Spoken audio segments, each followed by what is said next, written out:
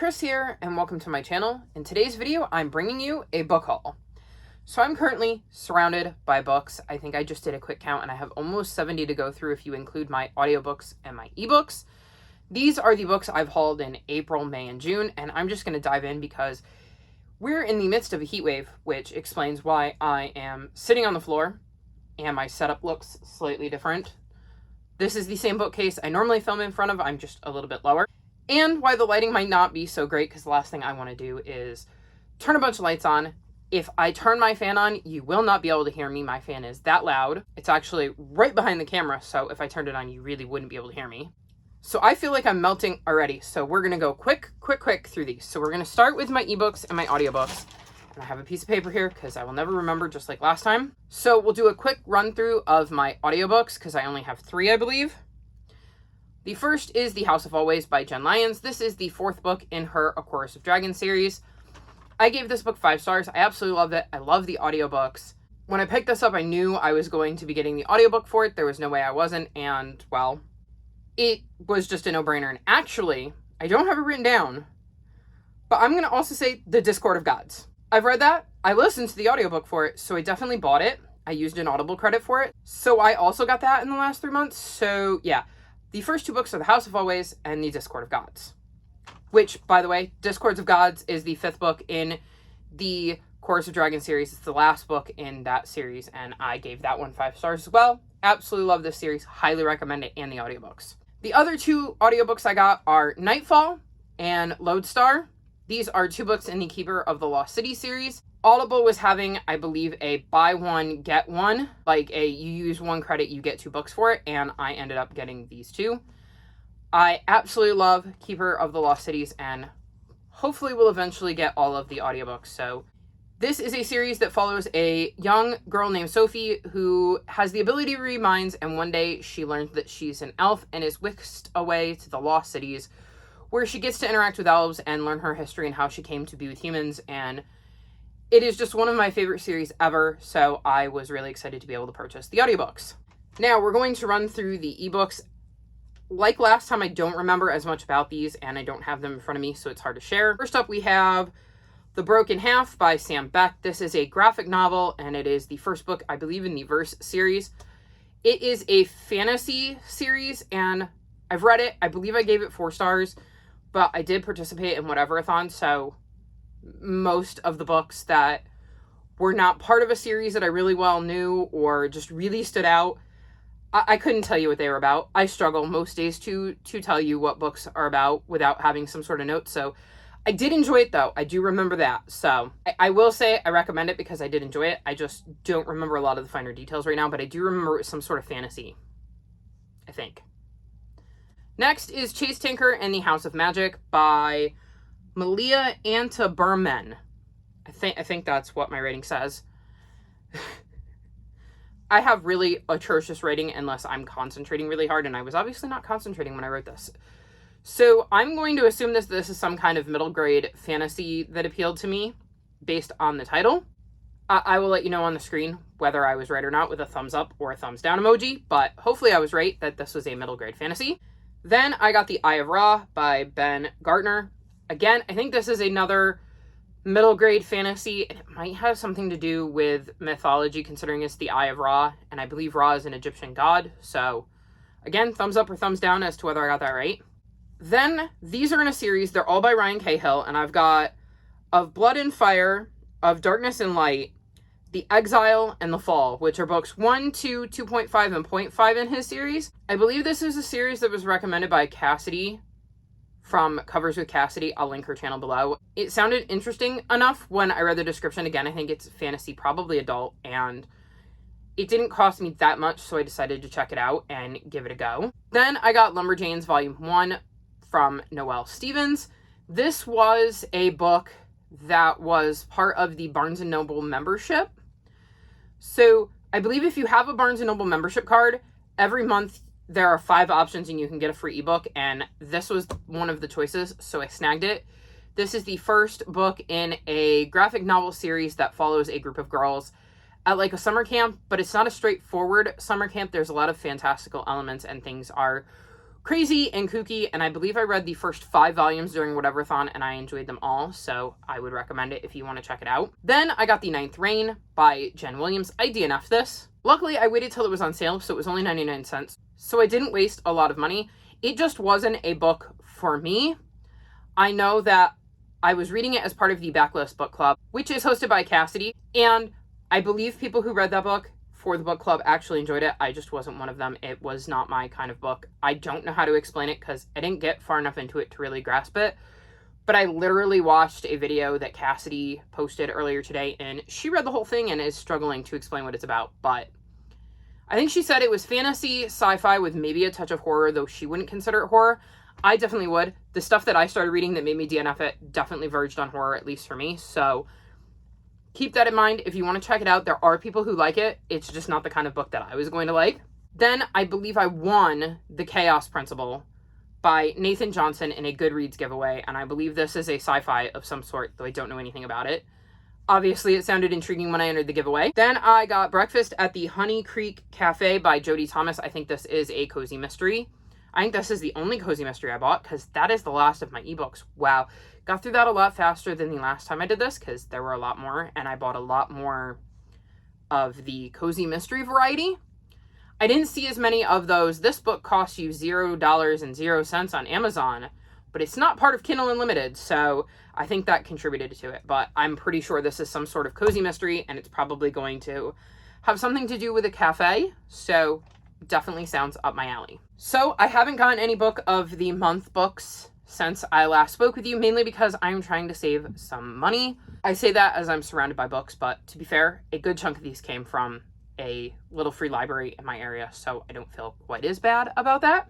Though, that being said, I do have quite the stack of books that I actually bought, but I'm trying not to spend as much money right now, and I haven't had the best luck with book of the month books. If you saw, I want to say it was round 4 of my 5-star predictions, I did all book of the month books, and it was a highly disappointing round. I will link the vlog down below if you'd like to check out my thoughts on the books that I chose to read and like which ones I chose. So I wasn't exactly chomping at the bit to get more book of the month books right now because they haven't really been hits with me, at least the ones I've chosen to read. So none of those. Before I get into my bought books and my little free library books, I do have some that my mom suggested I try. She's pairing through her books, and she's basically getting rid of all of them. Scary thought. I don't think I could unhaul all of my books, but she is not a rereader. She does not reread books, so for her, she doesn't need to keep them once she's read them. But she had a few that she thought I might like, so she told me to hang on to them. The first is Moving Target by Elizabeth Lull. I believe this is a thriller. It says a modern master at blending gripping suspense and sensuality. New York Times bestselling author Elizabeth Lull leads us once more into perilous territory as a desperate young woman races to unravel the dark mystery of her grandmother's death and the astonishing puzzle of her life. So, my mom liked this. She thought I might like it, so she told me to hang on to it. And then the other 5 are all part of a series. We have The Scoop, Exclusive, Late Edition, Breaking News, and Classified. Obviously all by Fern Michaels. And these are all in the Godmother series. She read them ages ago, and she thinks I might like them. I've read other stuff from Fern Michaels before, though it was a long, long time ago, and my reading tastes have changed, and I don't know if I'm going to like these, but I was willing to give them a try because my mom asked me to, and she doesn't often ask me to specifically read books for her, so we will see if I like these. Now on to the books I got out of little free libraries. First up is Heartstopper Volume 3. I was so excited when I found this in the little free libraries because I love this series. I would love to have copies of all of them for my shelves, and well, with the popularity of Heartstopper, they're becoming very difficult to get. Not that they aren't getting printed, but like there's so many requests for them that like they're hard to get your hands on right now. So getting a free copy was really exciting, and I'm excited to have it. And I've actually reread it since I got it and loved it, so excited to have a copy of this. Then I found The Lighthouse Mystery by Gertrude Chandler Warner, which is book 8 in the Boxcar Children. I love this series. It was this and Babysitter's Club, and I definitely preferred this to Babysitter's Club because I like the mystery aspect. I would love to be able to get all of the Boxcar children books and sit down and maybe do like a dedicated reading vlog a la Gavin. I don't know if you've seen any of Gavin from How to Train Your Gavin. I'll link his channel below. But he gets books in like these series and then just binges them. I think he did one recently with like Mary, Kate, and Ashley Olsen ones, and I think he's done like a Hannah Montana one. I think he did a Cheetah Girls one. Like he's done dedicated reading vlogs where he reads these books. Oh, Goosebumps, that's a good one. He did the entire Goosebumps series, the original one.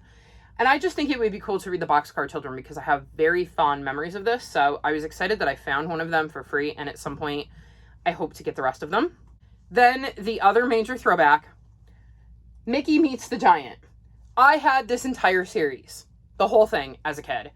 And I can distinctly remember getting excited to go to the store to pick up the new volumes that came out that week.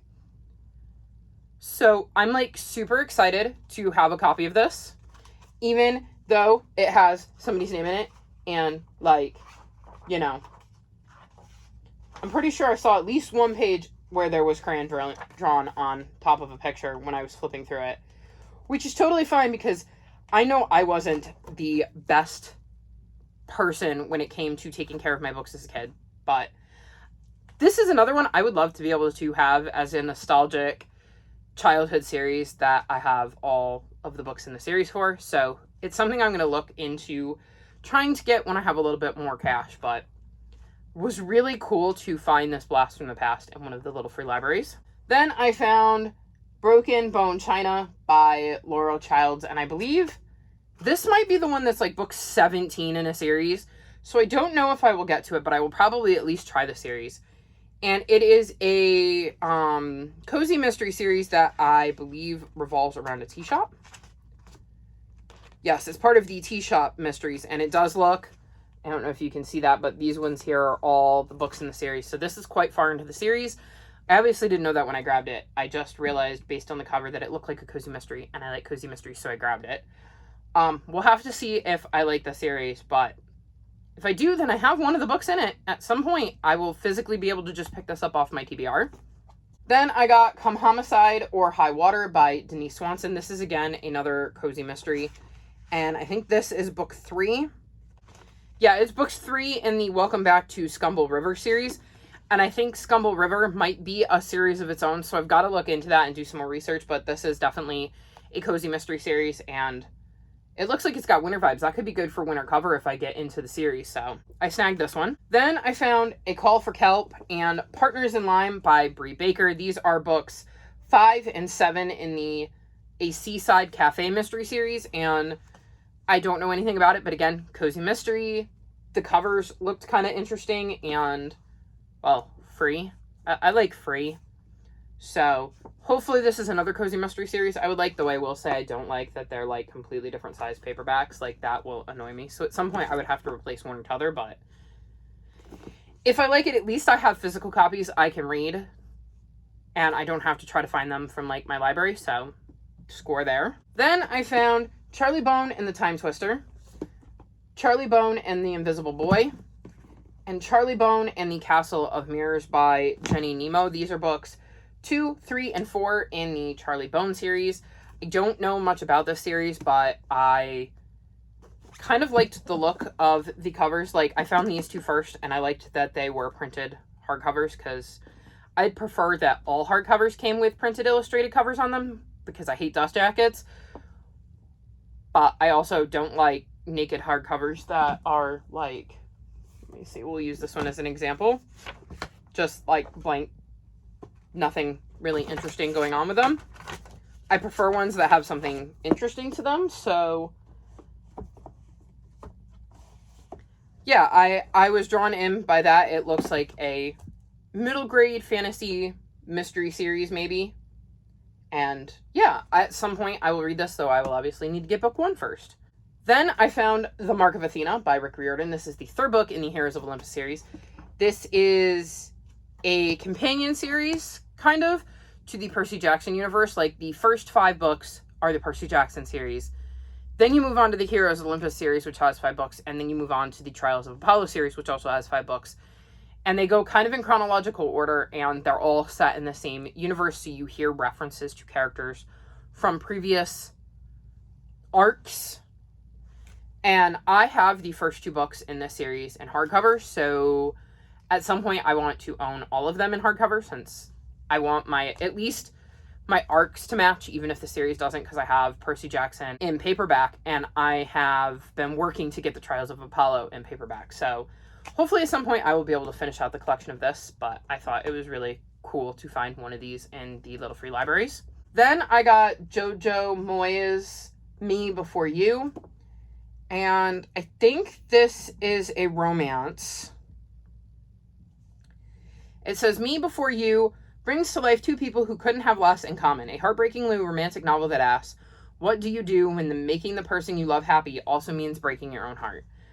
I believe I've heard about this, and I've definitely heard of the author, so I thought I would give it a try when I was in the mood for a romance book. Then I got the Guernsey Literary and Potato Peel Pie Society by Marianne Schaefer and Annie Barrows. This, I believe, is a historical fiction, and I believe we're seeing like letters and notes. I think, yeah, it looks like it's all written via letters and notes, and I've heard a lot of really, really good things about this, and I've wanted to get to it. And I believe there's a movie based on it that I would like to watch after I've read the book, so I was excited to find that. Then I got Chicken Soup for the Cat Lover Soul. I loved reading Chicken Soup novels when I was younger, and this one's all about cats, so this should be fun, and it could be very, very different for one of my nonfiction picks, because I like mixing it up, and this would definitely be quite different to the other non-fiction books I have on my TBR right now. Then I found Savvy by Ingrid Law, and this was a complete cover haul. I would say buy, but I didn't buy it, but it's a cover haul. I just loved this cover. It says, Mibs can't wait to turn 13, the age when all Beaumounts discover their supernatural power, their savvy. But when Papa is hurt in a terrible accident just before her birthday, Mibs needs more than just fantastic magic. It will take new friends, strong family, and an extraordinary adventure to set things right again. So, fantastical middle grade with an emphasis on family and a stunning cover, right at my alley. Then I got Wish Stealers by Tracy Travas. Griffin Penshine is always making wishes, but when a sinister old woman tricks her into accepting a box of 11 shiny Indian head pennies from 1897, Griffin soon learns these are no ordinary pennies but stolen wishes. This box of labeled pennies comes with a horrible curse. People in possession of the stolen wishes are wish stealers who will never have their wishes granted. In fact, the opposite of what they wished for will happen. Griffin must find a way to return those stolen wishes and undo the curse if her own wishes are to come true. But how can Griffin return wishes to strangers who might not even be alive? Her journey leads her to ancient alchemists, Macbeth's witches, and a chance to help people in ways she never imagined. But the temptation of the wish stealer's dark and compelling power is growing stronger. Can Griffin reverse the curse in time to save herself and the people she loves? So this is another cover that kind of drew me in, and I thought it looked like it could be a fun book. It sounds like a middle grade fantasy. Again, could be right up my alley. Then I got To Night Owl from Dogfish by Holly Goldberg Sloan and Meg Wolowitzer. I don't know anything about this, but I had recently read a book by Holly Goldberg Sloan. Actually, it's right here. The Elephant in the Room, and I really, really love this. So when I saw a book in my little free library by her, I snapped it up based on author recognition alone. So yeah, we're going to be having emails and letters that'll be sent back and forth between our two characters. So it sounds like it could be very interesting and told in a completely different style. Then I found Narwhal, Unicorn of the Sea by Ben Clanton. And this is a very, very short book, but I believe that for Polarthon this year, Steph from Steph Loves read this and loved it and highly recommended it. So when I saw it in the little free library, I snagged it because I want to read it too. And it could be a good one to pass on to the little ones in my life. And, well, it's cool to be able to read it first and have my own copy. Then I found The Women's March, a novel of the 1913 women's suffrage procession by Jennifer Chiaverini, and it's an enthralling historical novel of the women's suffrage movement by 3 courageous women who bravely risked their lives and liberty in the fight to win the vote. So, I don't think I've ever read anything in that particular time period about the women's suffrage movement, so this could be quite the interesting historical fiction to check out. Then I got Not a Happy Family by Cheryl LaPena, and yes, this is a Book of the Month edition, but I did not get it from Book of the Month. And it says, in this family, everyone is keeping secrets, even the dead. So I think this is a thriller. It was an August 2021 choice. I did not get it in August 2021, but I'm down to check out a thriller, so we'll see if I like this. Then I got The Family by Naomi Kropitsky. Again, Book of the Month book that is from November of 2021. And it says 2 daughters, 2 families, 1 inescapable fate. And I believe I remember vaguely reading about this one and it sounding interesting, but wanting to hear what other people thought about it before I decided to buy it. And again, for the price of free, I'm willing to give it a go. And then the last free Book of the Month book I found is Once There Were Wolves by Charlotte McConaughey. And this is from August 2021 as well. And I remember being very intrigued by the premise of this book. It says, Inti Flynn arrives in Scotland with her twin sister Aggie to lead a team of biologists tasked with reintroducing 14 grey wolves into the remote Highlands. She hopes to heal not only the dying landscape, but Aggie too, unmade by the terrible secrets that drove her sisters out of Alaska. Inti is not the woman she once was, either changed by the harm she's witnessed, inflicted by humans on both the wild and one another. Yet as the wolves surprise everyone by thriving, Inti begins to let her guard down, even opening herself up to the possibility of love.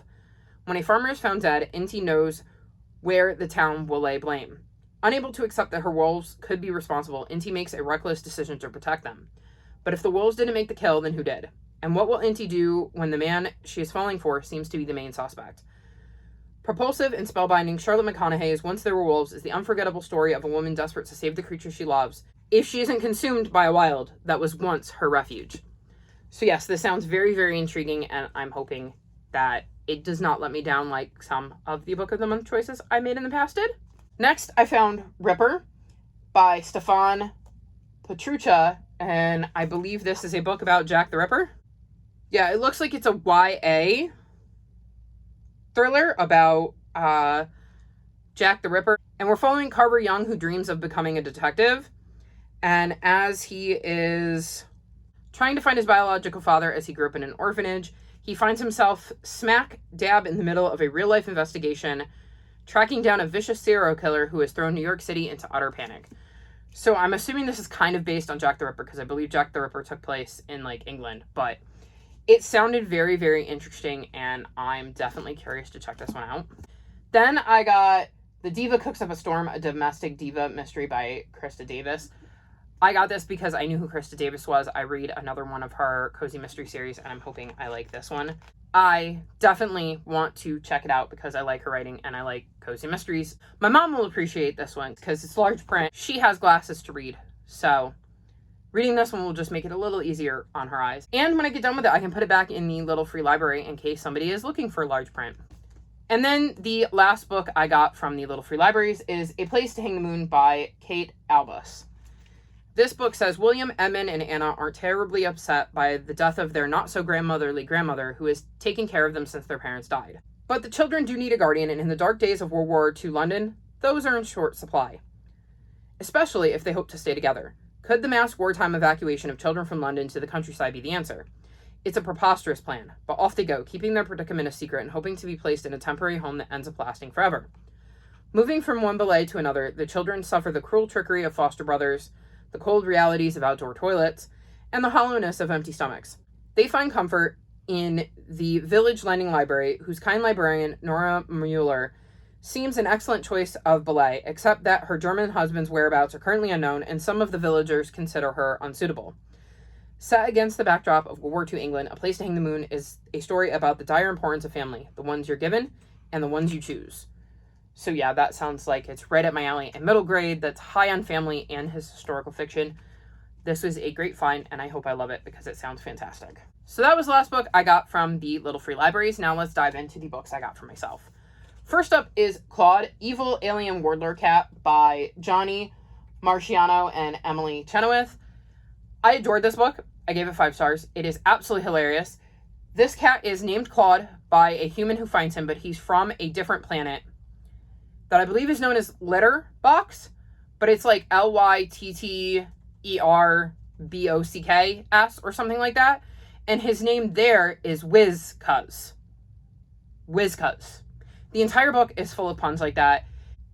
You get multiple perspectives, one from Claude and one from the human that adopts him, and it is so hilarious to be in Claude's head and see how he views the human world. Highly recommend this book. Absolutely glad I got a copy. Can't wait to continue on with the series. Then I got Seekers, The Quest Begins by Aaron Hunter. This is the first book in the Seekers series. And in this book, we're following a polar bear, a black bear, and a grizzly bear, and fate is about to change all of their lives and kind of bring them together and send them on a quest. And this was the beginning of their journey. I did not like this book as much as I like the Warrior series, and it's not the first time I've read it, but I'm hoping that I can actually get through the entire series this time and find out what happens to these 3 bears on their journey and how their story wraps up. Next, I got Forging Silver into Stars by Bridget Kemmer. This is the first book in her new series, and check that out. I love when there's printed design on the hardcovers. And, ooh, it's signed. I did not know that. And I bought it. Cool.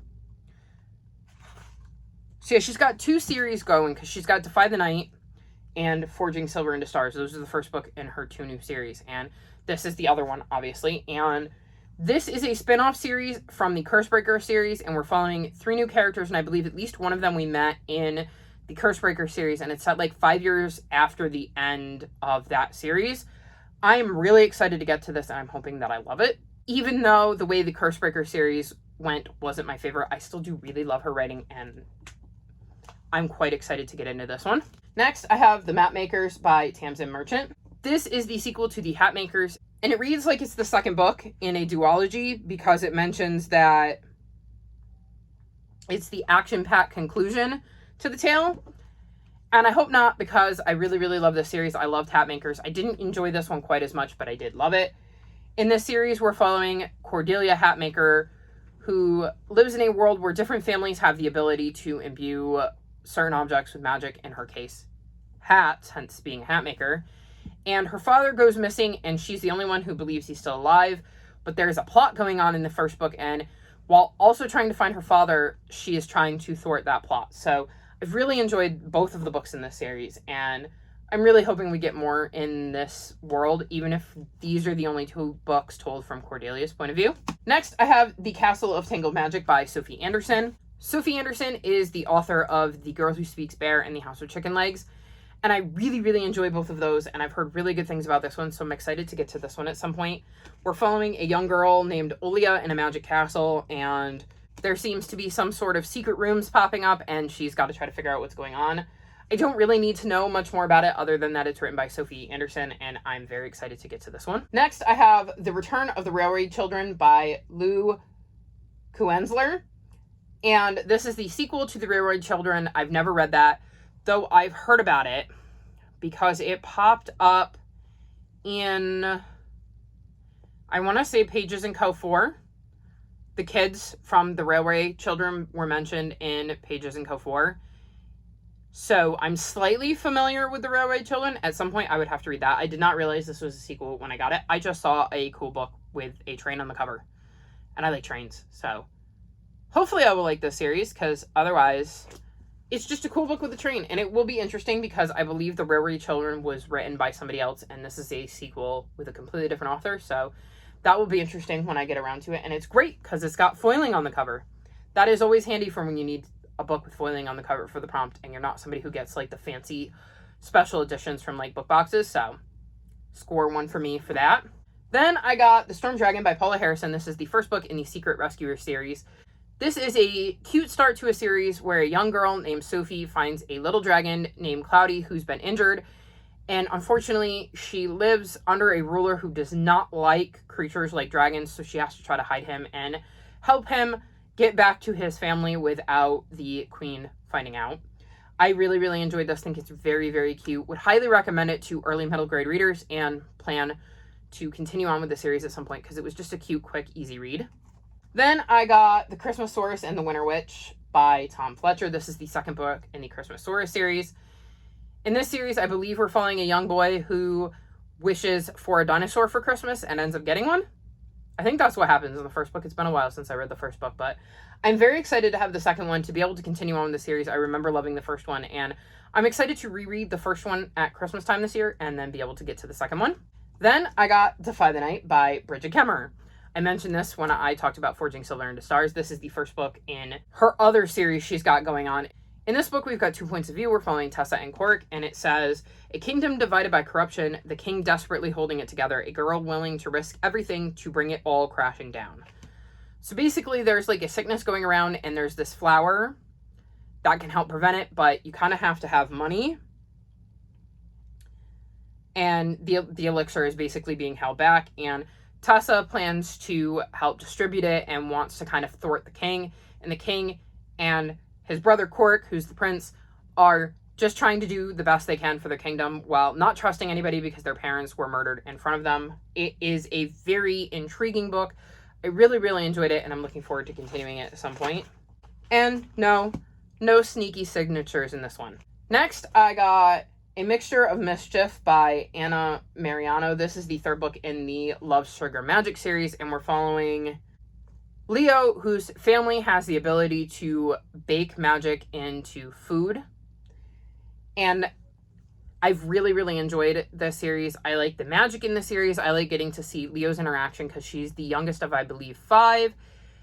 And in the first book, she just really, really wants to learn the family magic and isn't old enough yet, and is bummed out that she doesn't get to partake in all of the things that her older sisters do. I really enjoyed this series. And I really like having the physical books because it helps when I can read along, because in the first 2, there was a lot of Spanish, which when you're only listening to it on audio and you don't speak Spanish is very confusing. At least when you're reading along, you kind of have an understanding of how long it's going to be in Spanish. Like, I would come across a recipe and not know that that's what was being read and going, what is this giant block of Spanish I'm hearing? So I had to actually start the book over when I had the physical copy. So I'm excited to have the physical copy. The audiobooks are fantastic, especially if you don't speak Spanish, because I know that slows me down. Though I am learning.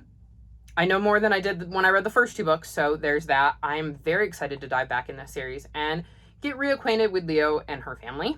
Then I got Seekers, The Last Wilderness, and I believe this is, book 4 in the Seekers series. So it is my goal to own all of Aaron Hunter's books, so I can add this to my collection, though I do have to read this one. I haven't read it yet.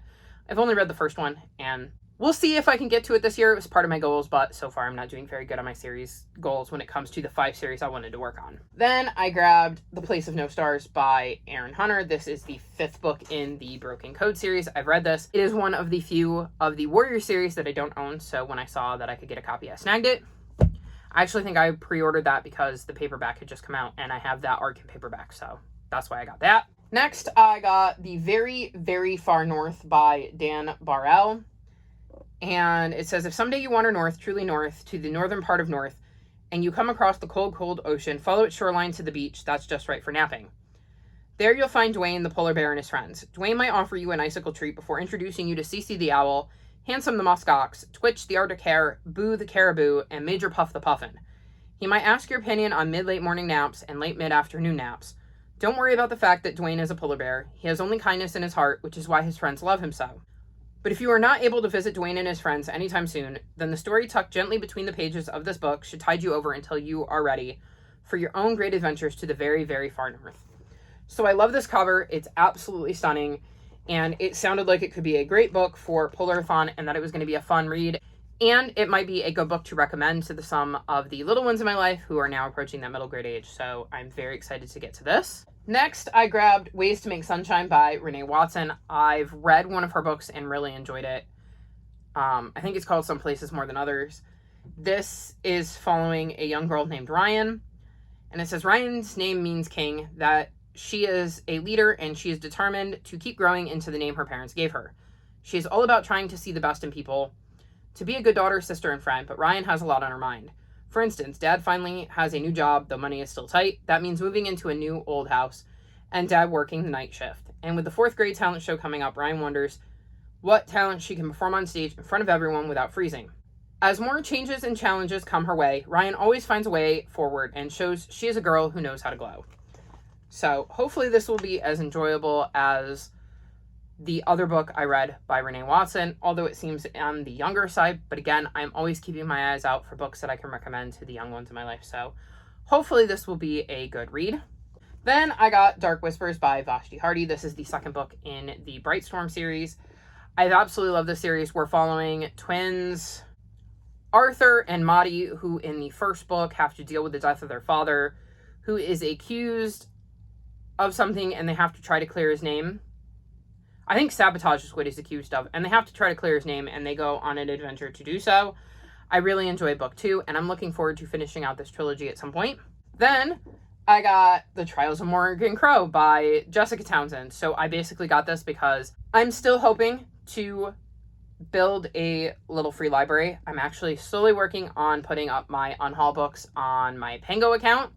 I'll put the link in the description below, with the idea that I can use some of the money I make from just selling books I don't want anymore to hopefully get enough together to put together a little free library of my own, because I want to be able to share amazing books like this with my community. And, well, I now have a copy that I can put in my own little free library if I ever get one, or if I decide that's not possible anytime soon, in one of the little free libraries in my neighborhood, so that I can pass on the joy that is Nevermore to a whole generation of kids, because these books are amazing. Then I got Top Marks for Murder by Robin Stevens, and this is the 8th book, I think, in the A Murder Most Unladylike series. And what is really cool is it is my very first book with sprayed edges. I was not expecting this to come with sprayed edges. It's the only book in the series I have that has sprayed edges. I don't really mind that, but I thought it was a very pleasant surprise. In this series, we're following Daisy and Hazel, who go to a boarding school and end up solving crimes. And I've really enjoyed their growth throughout the series. I'm excited to have a copy of this book for my shelves and my first sprayed edge. Next, I got The Silver Arrow by Lev Grossman. This follows two kids who end up on a train journey, and they ride magical rail lines to distant lands with a trainload of exotic animals. And who knows, they might end up saving the world after all. And this deals a lot with like climate change and how it affects animals. And I really enjoyed this book. It wasn't my favorite, but I did enjoy it. And I'm pretty sure I heard there was a sequel, and I love trains. And there's a big giant train on this book. They go on a ride on a train. So I wanted a copy for my shelves because I was pretty sure I was going to want to reread this one before I read the sequel. So it was cool to have a copy of my own. Then I got The Taken and The Elders. And these are the first two books in the Foxcraft series. No idea which one is which. I was hoping there was a number on the spine, but there's not.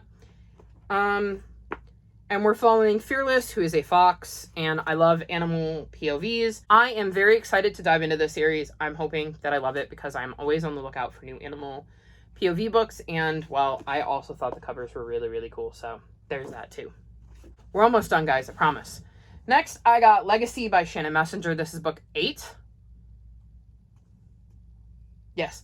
Book 8 in the Keeper of the Lost City series. It's one of the few I don't have a copy of, so when I saw it on Book Outlet, I decided to snag it. Then I got Oathkeeper by Aaron Hunter. This is the 6th book in the first arc of 6 in the Braveland series. It is the only one I didn't own in this arc, and in this series, we're following a lion, a baboon, and an elephant who have to kind of deal with a prophecy and the insane chaos that is going on in the African wilderness. And I really, really love the series. I think this is my second favorite series of theirs, because I don't think there's been enough of the one about the pandas, which is Bamboo Kingdom, to top this. So it would go Warriors, Bravelands. And I am very excited to finally own the last book in the arc, so that at some point I can do a reread of the arc and actually read it like all in one go, as opposed to as it comes out. Then I got Exile from Shadow Clan, also by Aaron Hunter. This is a graphic novel in the Warrior series. I have no idea who it's about, when it takes place, or anything like that. I don't want to know. And I'm very excited to have a graphic novel and see these kitties brought to life, and to see which cat we're following and what shenanigans they get up to. Then I got The Traitor's Blade by Kevin Sands. This is the 5th book in the Blackthorn Key. I do not remember what happens in this series. It was one of the series I think I read relatively early when I got back into reading, and I own the first 4 books and I remember really enjoying them, so I'm excited to do a reread of the series and continue on with it, because I think that there's actually more past this too. Like, this is just the most recent that's out in paperback, because that's what my other copies were, so I pre-ordered the paperback version of this. But at some point, I hope to catch up on the series and refresh my memory and dive back in. And when I do, I will have a copy of book 5. And last but not least, we are finally at the bottom of the pile. I got Return to Roar by Jenny McLaughlin. In this series, we're following twins Arthur and Rose. And they played make-believe a lot when they were younger. And to get to this make-believe land of Roar, you crawled through a folded-up mattress, like folded-up bed in their grandfather's attic. And one day, the villain of this made-up land steals their grandfather, and they have to kind of decide to believe in this magical land again so they can go rescue him, while also confronting all of their happiness and fears and all the memories that are tied to this make-believe land. I absolutely love this book. I played make-believe a lot as a child, and who wouldn't want their make-believe land to actually be real? So this is an amazing series, and I'm really excited to have a copy of book 2 for my shelf. And that is it. I am now surrounded by books. It's going to be a pain in the butt to clean them all up and put them away. But I have now officially filmed my haul, so those are all of the books that I hauled in April, May, and June. If you think there are ones that aren't worth reading, let me know in the comment section below so that I can unhaul them. If you think there are ones I need to get to ASAP, also let me know that in the comment section below, because these are a lot of books and I would love to know which ones you think I should prioritize and which ones you think are not worth my time. All of my social media, including my Discord, is linked in the description below if you'd like to come chat with me about any of these. If you made it this far in the video, leave me book stack emojis because of all the books. Like this video and subscribe to my channel, and I'll talk to you next time. Bye!